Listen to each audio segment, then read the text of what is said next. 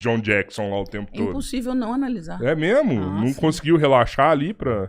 Não, consegui. Nas performances dele, sim. Mas ali é tanto sofrimento que é difícil relaxar, né? né? Nossa, aquele filme é muito Todo pesado. mundo chora, né? Aquele filme não é sobre o Michael Jackson, é sobre a relação de um pai e um filho, né?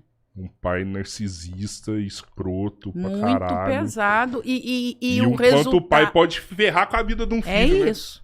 O resultado, aquilo que a gente viu do Michael Jackson era só a ponta do iceberg de tudo que ele viveu, né? Na verdade, o Michael Jackson foi refém dos traumas dele, né?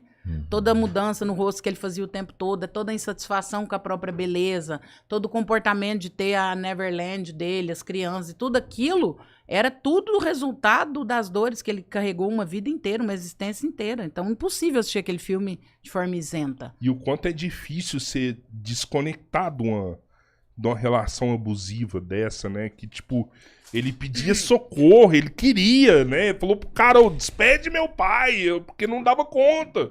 Uma coisa simples, né? Só mandar um Não, fax. e em algumas vezes ele tentou, né? E algumas vezes as pessoas falaram pra ele, não, você precisa, inclusive no último show, né? É.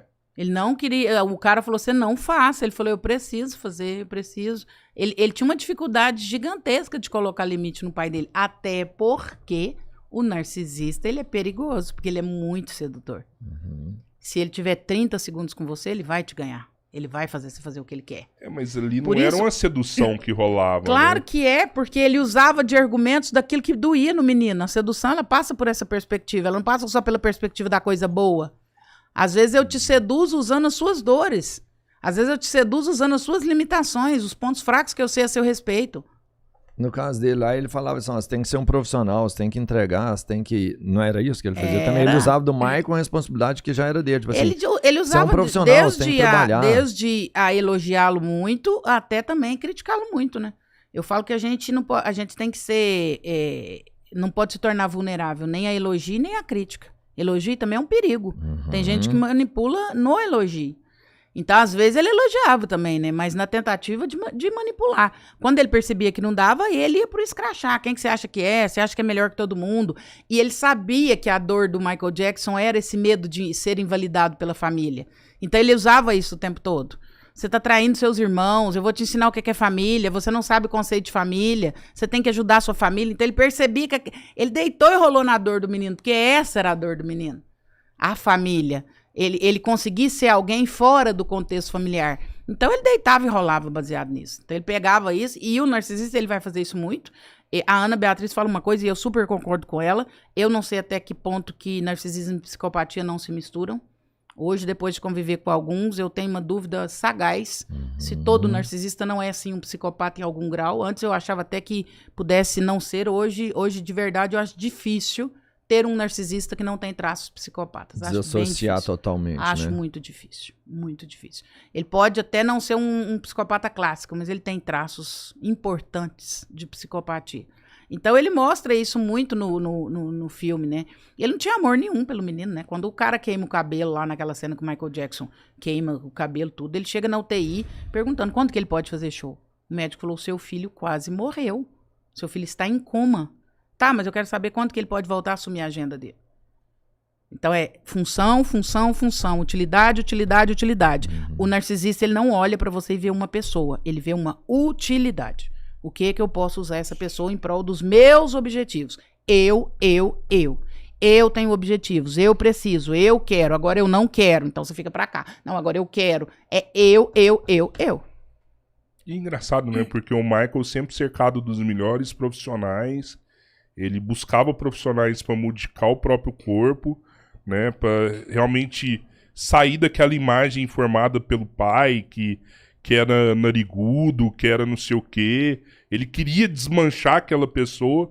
E ele procurou profissionais para isso, mas ele não procurou um profissional para cuidar da saúde mental dele. Mas é porque é muito difícil. Eu já atendi vítimas de narcisista. É muito difícil você sair de um narcisista. A única forma de você sair de um narcisista é fechar a porta para ele. Se ele tiver 3 minutos com você, ele vai te enrolar de novo. E de novo, e de novo, e de novo, e 20 vezes. A única saída para um narcisista é não. Não falo, não te encontro, não posso, não. Se ele tiver a oportunidade de sentar com você, se ele tiver 3 minutos, ele te põe aqui de novo. Pode. Você foi muito feliz na sua colocação. Ele teve os melhores profissionais. E ele virava um menino na frente do pai dele. Ele não conseguia pôr limite no pai dele. Aquela cena dele chegando no quarto com a cirurgia, quando o pai dele fala, Michael, ele gela. Ele já era grande, ele já tinha feito... Quando o pai dele chama, ele volta a ser aquele menininho que era espancado e fica quietinho. Ele era absolutamente vulnerável ao pai dele. E é assim mesmo. O narcisista, ele engata em alguma coisa dentro de você ali, ó, tchuf, e põe um fio, que você se torna absolutamente vulnerável a ele. Ele sabe o botão que ele aperta que te faz desmontar a sua força, a sua potência. Você vira uma criança, uma criancinha na mão dele. Ele sabe mexer os botões certinhos para te vulnerabilizar. E aí? E qual técnica que você usa para sua paciente, assim, para ensinar ela a dizer isso não? Corra. Afaste-se o mais rápido possível. Distancie-se o mais rápido possível. Todas as vezes que essa pessoa chegar, ela vai chegar para te levar alguma coisa. E como é que tu vai correr do teu pai, da tua mãe? No caso dele, ele já podia... Você lembra quando o assessor dele falou para ele, por que você não aluga uma casa para você? Ele falou, ainda não é hora.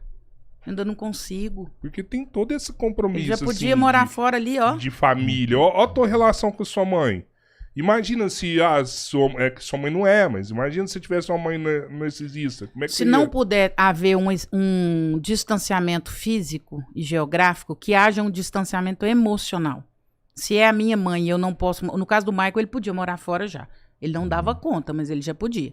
Mas várias pessoas vão nos ouvir com essa demanda. E, aliás, essa é a pergunta que eu mais recebi essa semana. Sobre qual assunto que você quer que eu fale. Mais de 500 respostas... 10% era sobre narcisismo. Tá aí. Assim, avassaladora essa pergunta.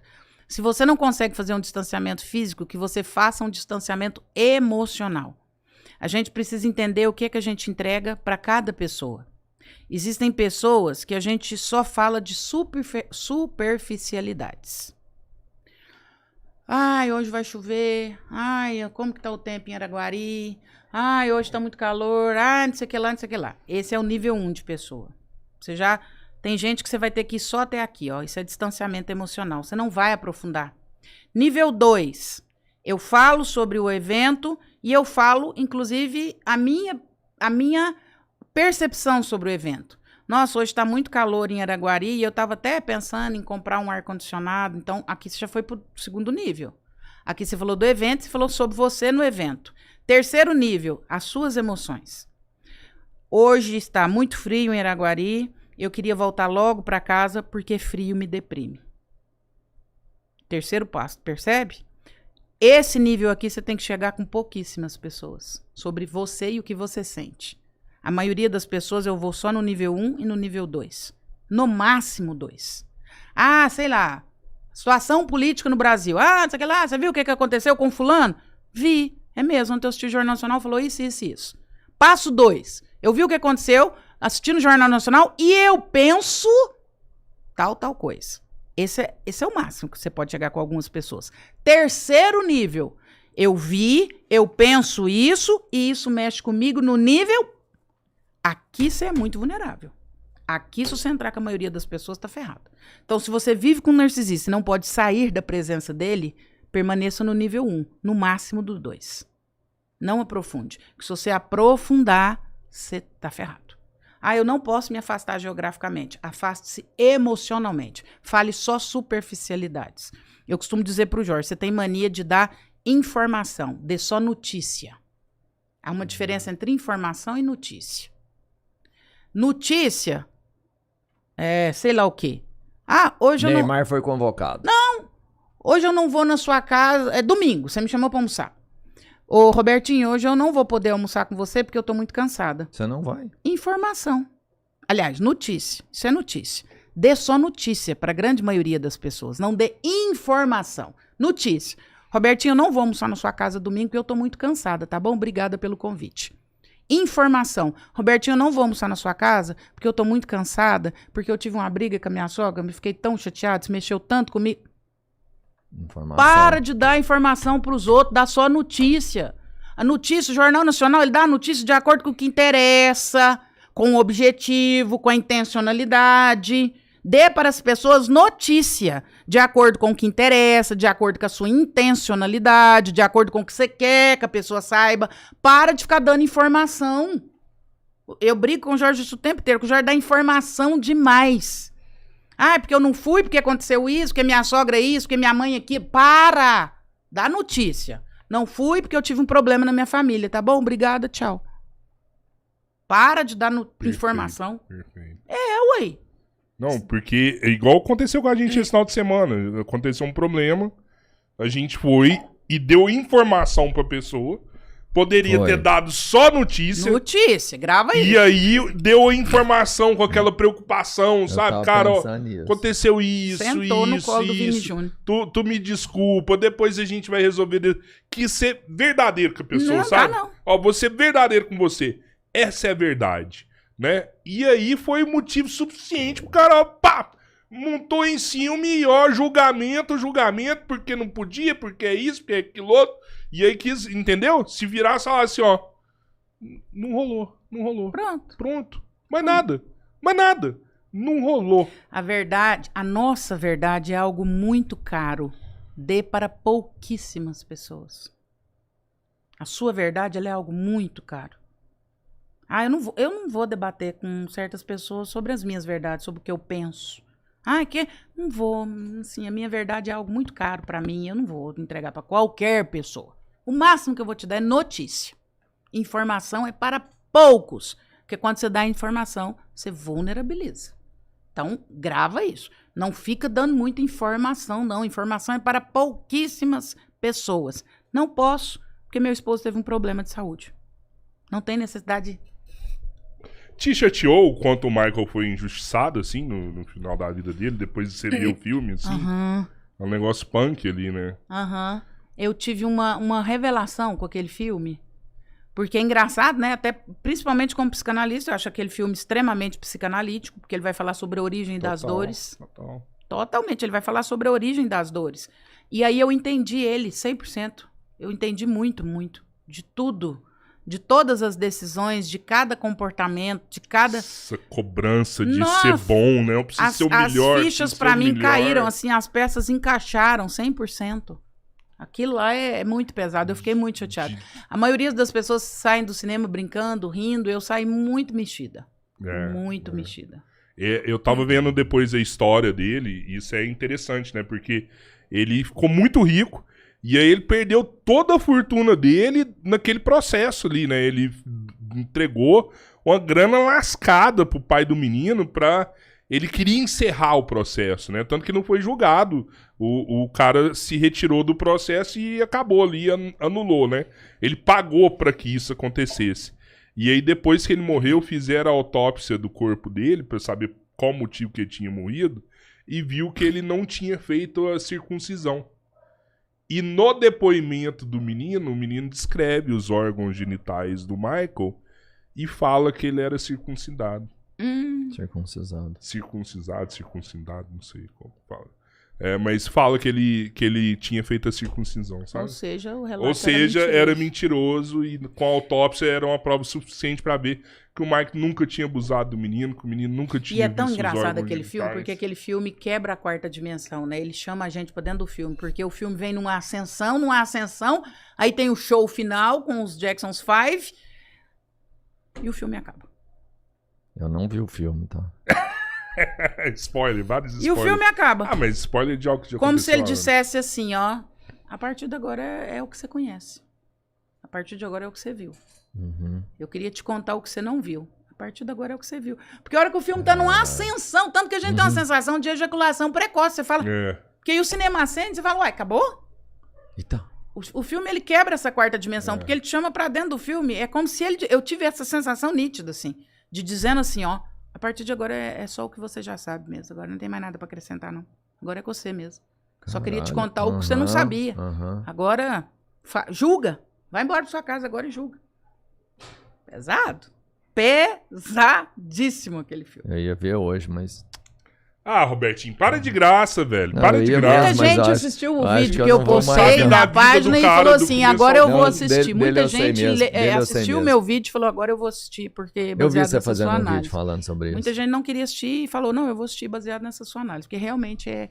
Quando você vai assistir com com outro olhar, é diferente. Eu ia falar isso, se eu for assistir o filme agora, eu tenho certeza Você vai ver por outro. que a minha percepção é muito mais, vamos falar assim, muito mais analítica. É bem mais profunda do que as cenas, né? Não, e é tão doido, é tanta coisa. Daria um podcast sobre aquele filme. Com certeza. A fissura Semana que ele que tem vem? por animais, gente. Ah, Sim. tá. Ele tinha um Que zoológico na loucura. casa dele e tudo mais, né? Mas a experiência dele com o humano era muito ruim desde muito cedo, né? Aí você entende aquela frase de pessoas que dizem assim, eu amo os animais, eu prefiro ficar com bicho do que com gente. Uhum. A experiência dele com o ser humano, ela foi muito ruim desde muito cedo. O primeiro ser humano que você conhece é seu pai e sua mãe. Se o primeiro E ser deles- humano que você conhece é um ser humano extremamente perverso, você quer mesmo é se relacionar com um bicho, não quer saber de gente. Aí ele tinha cobra, ele tinha macaco, ele tinha girafa, ele tinha... E aí lá em Neverland também, né? Tinha um zoológico inteiro. A experiência dele com gente... E ele fala isso, num dado momento ele fala. Alguém pergunta se ele não namorava, se ele não ia namorar, ele fala, a minha experiência com gente é sempre muito ruim. E tu acha que todos foram vítimas ali? A mãe foi vítima também do pai, até os filhos que não eram os astros ali da casa ali, também foram vítimas? Quem convive com um narcisista, todos são vítimas, porque todo mundo faz parte do enredo. O narcisista é tão perverso que ele monta um enredo e todo mundo participa do enredo. Olha Então, que narcisismo, patológico. quando você tem mais de um filho, você tem o filho de ouro, você tem o bode. Chega, no filme chega... Pronto, é isso. Dá pra ser... É. Eles mostram quem era o de ouro e quem era o bode ali ou não? No Não, filme mostra, não entra não. nisso, mas assim, na mostra, realidade mas existe, mostra né? de certa forma, Na assim, realidade quando os irmãos existe. estão brincando, mostra assim, É, né? subliminarmente Aham. mostra. Mas o narcisista, ele é danado demais, Ele é. porque ele cria um enredo e ele usa as pessoas de acordo com o enredo. Então ele usava a mãe em relação aos filhos, ele usava os filhos em relação à mãe, ele usava um irmão em relação ao outro irmão, aí ele tinha um comportamento perto das pessoas quando queria nos estúdios para mostrar assim, minha família é uma família feliz, nós somos unidos, nós estamos preocupados com o interesse um do outro, e todo mundo tinha que performar de acordo com o enredo dele. Quem foi mais vítima ali, ele ou a mãe? O Michael ou a mãe? É, Acho que todos ali foram vítimas. então uma vítima maior Inclusive os ali, com irmãos, mais todos consequências, foram não? vítimas. Todo mundo. É isso que é ruim do. Que a mãe sofreu pra Porque caralho, não dá assim, pra né? medir Só a que dor, né? a mãe nunca conseguiu. Ela só consegue mesmo a hora que ele consegue. Que ela fala assim, ó, ele decidiu, daqui você não passa mais. Mas se ele não tivesse decidido, ela sempre ia permitir. É porque pro narcisista você não existe, você é parte de um enredo. Ele cria uma peça e ele determina personagens. E você tem que cumprir o personagem que ele desenhou pra você. Você não é uma pessoa, você é uma peça do enredo que ele criou. E ele vai movimentar essas peças. Ele não te vê, você não existe pra ele. Você é uma peça. Você conheceu muito o narcisista aí, depois dos seus milhões de seguidores? Eu conheci antes dos milhões. Não, tá, mas depois você Depois conheceu não. muito mais. Depois não. Eu tenho um amigo que ele tem umas frases maravilhosas. Ele é uma pessoa muito simples, mas ele tem umas frases maravilhosas. Outro dia ele brincou assim, André, você tá precisando de inimigos novos, porque até os velhos ficaram amigos. Depois dos milhões de seguidores, por incrível que pareça, não. Porque é incrível, assim, as pessoas, em geral, elas querem a gente muito bem. O narcisista, ele é alguém que tem um enredo muito próximo de você, né? E depois que você é de milhões, pouca gente se aproxima. Então fica mais difícil. É porque tem um narcisista, esse que organiza como vai ser o jogo, mas também tem um narcisista que é dependente. E esse procura se aproximar de você, né? Por mais que ele sabe que ele não vai ser o número 1, mas ele tá ali, ó, do seu lado ali. Parece que rola até uma dependência, assim, dele, assim. Não existe esse tipo. Você sabe por que é mais difícil pessoas com relevância serem vítimas de narcisista? Olha que curioso. Porque o narcisista, ele se alimenta da sua vulnerabilidade. E quando você vê alguém muito relevante, você tem a sensação, essa pessoa, poucas vulnerabilidades. Então eu vou me conectar onde? Porque o narcisista, ele se conecta numa vulnerabilidade sua. Ou financeira, ou emocional, ou espiritual, ou carência. Então ele te mapeia, ele tá ali com um fio, uma tomada. Aí ele fala, ele é carente de pai. Tum! Então ele te mapeia e ele procura esse seu lugar de conexão. Alguma vulnerabilidade sua. Quando a pessoa tem muita relevância, ela acaba se afastando, ela acaba não se expondo muito, isso fica muito mais difícil de achar. Então, essa pessoa já não se expõe muito, já não se mostra muito, ela já tá meio que vacinada com tanta coisa, então é mais difícil. Então, o narcisista também ele é bem preguiçoso. Mas tu já Aliás, 95% dos narcisistas que eu conheço morrem de preguiça. Eles são preguiçosos. Preguiçosos para trabalhar, preguiçosos para assumir as coisas e preguiçosos para mapear as pessoas. Então, ele quer uma vítima mais fácil. Essa mulher aí vai dar mais trabalho de eu mapear ela é mais safa. Até eu conseguir conectar nela, não, tem gente bem mais fácil pra eu abusar aqui, então eu vou em gente mais fácil. Mas muitas das vezes ele tenta fazer essa conexão puxando saco, né? Que tem o puxa-saco que... doutora Andréia isso, doutora Andréia Mas aí o puxa-saco, ele é puxa-saco, ele não é narcisista. Não? Não, o narcisista não usa essas armas simples assim, não. Essa arma aí, ela é muito, muito simplesinha pra ele. Ele não vai usar essa arma. A arma dele é a sua vulnerabilidade. Ele não vai chegar puxando saco, jamais. O puxa-saco é só puxa-saco mesmo. Isso é coisa de gente simples. Puxar saco é coisa de gente bem simples. O narcisista, ele é mais elaborado, ele vai por outras vias, assim. Talvez ele vá atuar na sua vaidade. Nossa, já tem muita relevância, você já pensou nisso. Talvez ele vai por essa via, assim. Mas ele não gosta desse tipo de trabalho, não. Meu irmão fala uma coisa e é muito certo. Ele fala assim, ele é policial militar. Coloca cerca elétrica na sua casa, sei o que eu falo, bom, mas vai evitar? Ele fala, não, mas o ladrão, ele tem preguiça, ele procura o mais fácil.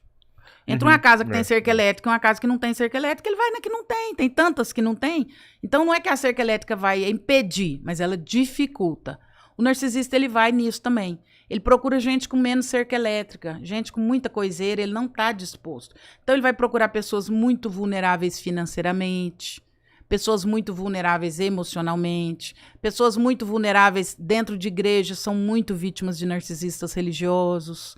Essa pessoa que tem medo do pecado, do inferno, de Deus não te aprova, Deus não te ama, porque ele já sacou, lá na sua casa você não é amado, então o que você tem aqui é Deus que te ama. E se eu coloco na sua cabeça que dependendo do que você fizer, Deus também não te ama, você não vai suportar isso, né?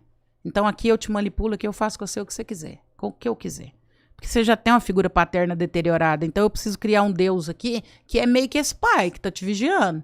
Então se você não fizer isso aqui, andar do jeito que eu quero, as coisas que eu quero, Deus não vai gostar de você. Então o mecanismo dele, ele é bem... Caramba, velho. É muito louco como o narcisista gosta de ocupar essas posições também de líderes, né? Líderes religiosos, assim. Sempre. Pastor. Sempre. O que tem de Político. pastor narcisista, Sempre. político. Sempre. Ele sempre vai ocupar uma posição de liderança, até porque ele precisa dessa posição de liderança, ele precisa de relevância. A dor de alma do narcisista, a dor dele nasce por uma dor do abandono. Ele foi abandonado por alguma figura muito importante na infância dele. Não abandonado literal. Às vezes esse abandono ele não é físico, mas ele é emocional.